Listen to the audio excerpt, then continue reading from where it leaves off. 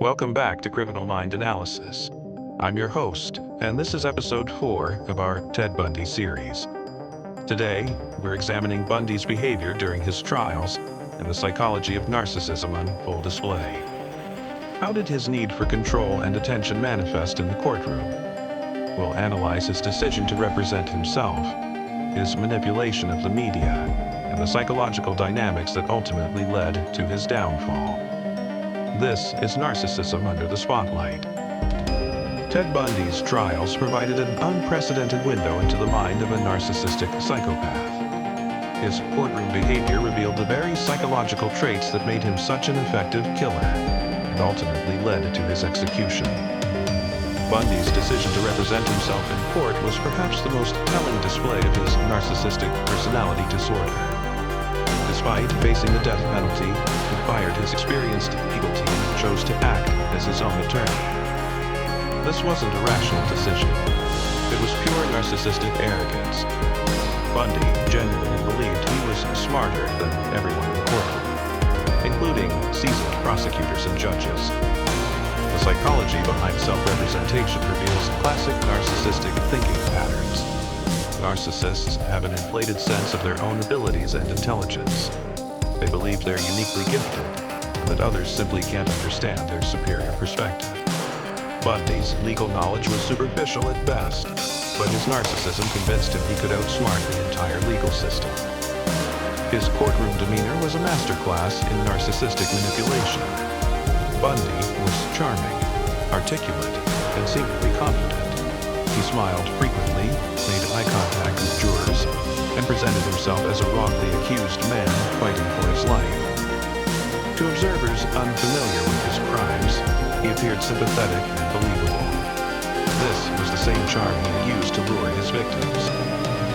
The media attention surrounding his trials fed directly into Bundy's narcissistic needs.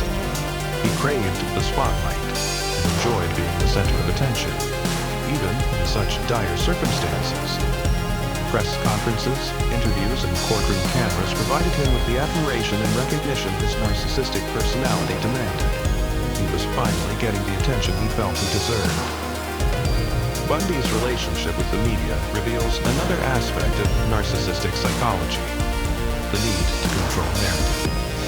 He gave numerous interviews, always maintaining his innocence, while simultaneously dropping hints about his guilt. This psychological game allowed him to feel superior to both the media and the public, who he believed were too stupid to see through his manipulation. His romantic relationships during the trials further demonstrate his narcissistic manipulation. Carol Ann Boone, a former co-worker, became obsessed with Bundy and eventually married him during his trial.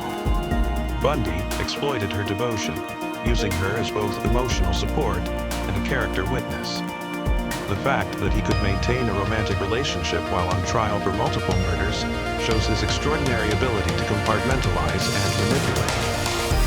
The marriage proposal itself was a calculated psychological move. During his trial for the Chi Omega murders, Bundy proposed to Carol Ann Boone while she was testifying on his behalf. Under Florida law, this made their marriage legally binding. The timing wasn't romantic, it was strategic. Bundy knew that a married man with a devoted wife would appear more sympathetic to jurors. His cross-examination techniques revealed both his intelligence and his fundamental misunderstanding of human psychology. While Bundy was articulate and well-prepared, he lacked the emotional intelligence to connect with jurors. His questions were often technically sound, but emotionally tone-deaf. He couldn't understand why his charm wasn't working in the courtroom as it had in his personal life. The psychology of his victim impact statements was particularly revealing. When given the opportunity to show remorse or empathy, Bundy instead used these moments to maintain his innocence and portray himself as the real victim.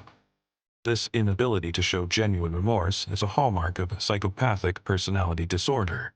He simply couldn't understand why he should feel bad about his actions. Bundy's behavior during the penalty phase of his trials showed his narcissistic rage when things didn't go his way. As it became clear that his charm wasn't working and conviction was likely, his mask began to slip. He became more aggressive, argumentative, and hostile. This transformation revealed the angry, entitled person beneath the charming facade. His final statement before sentencing was a perfect example of narcissistic deflection. Instead of accepting responsibility or showing remorse, Bundy blamed the media, the legal system, and society for the situation. He positioned himself as a victim of circumstances beyond his control. This external locus of control is typical of narcissistic personalities who cannot accept responsibility for their actions. The psychological dynamics between Bundy and the prosecutors were fascinating to observe. Prosecutor Larry Simpson noted that Bundy seemed to view the trial as a game or intellectual exercise rather than a life-or-death situation. This emotional detachment allowed him to remain calm under pressure, but also prevented him from making the human connections necessary for an effective defense. Bundy's cross-examination of survivors was particularly chilling. When questioning Carol Durant, who had escaped from him years earlier, Bundy showed no emotion or recognition of the trauma he had caused. He treated her like any other witness, unable to comprehend the psychological damage his actions had inflicted. This lack of empathy is a core feature of psychopathic personality disorder. His relationship with the judge, Edward Cowart, revealed another aspect of his psychology. Even after being sentenced to death, Bundy maintained a respectful, almost friendly demeanor with Judge Cowart. This wasn't genuine respect. It was his inability to process the reality of his situation. His narcissism prevented him from truly understanding that he had lost. The trials also revealed Bundy's need for intellectual stimulation and challenge. He seemed to enjoy the legal process, research, and the strategic thinking required. This intellectual engagement was more important to him than the outcome. His narcissism made him believe that even if he lost, it would be due to external factors rather than his own inadequacy. His behavior during jury selection showed his manipulative skills in action. Bundy tried to select jurors he thought he could charm or manipulate. He looked for people who seemed sympathetic or impressionable. However, his understanding of human psychology was superficial. He could identify surface-level traits but couldn't predict how people would react to evidence of his crimes. The psychological impact of representing himself extended beyond the courtroom. Bundy's legal research gave him access to crime scene photos and evidence that fed his narcissistic need to relive his crimes. This access may have provided him with psychological gratification even as he faced execution. Bundy's trial behavior shows us how narcissism can be both a strength and a fatal weakness. His charm got him far, but his arrogance ultimately destroyed him. Thank you for watching this analysis of courtroom psychology. If you're enjoying this deep dive into criminal minds, please subscribe and hit the notification bell.